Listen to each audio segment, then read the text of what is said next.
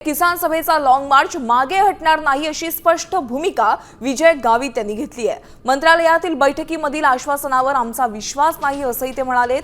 किसान सभेचे नेते मुख्यमंत्री देवेंद्र फडणवीसांची भेट घेणार आहेत। मंत्री गिरीश महाजनांसोबत शिष्टमंडळ वर्षाच्या दिशेने रवाना झाले।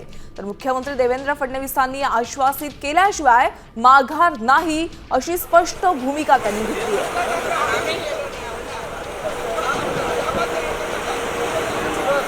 या संदर्भात अधिकचे अपडेट जाणून घेऊयात आमचे प्रतिनिधी गणेश कवडे यांच्याकडून। गणेश, काय अधिकची माहिती आहे?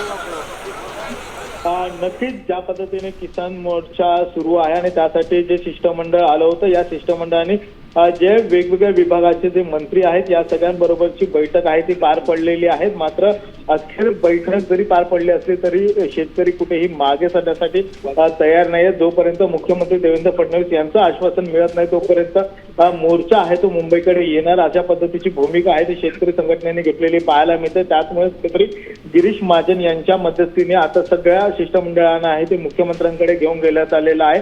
त्यामुळे मुख्यमंत्र्यांच्या बैठकीनंतरून देखील काही कुठला तोडगा निघतो का हे देखील पाहणं आता गरजेचं आहे। नक्कीच, धन्यवाद गणेश या सविस्तर माहितीसाठी। आपण पाहतोय की शिष्टमंडळासोबतची बैठक संपलेली आहे।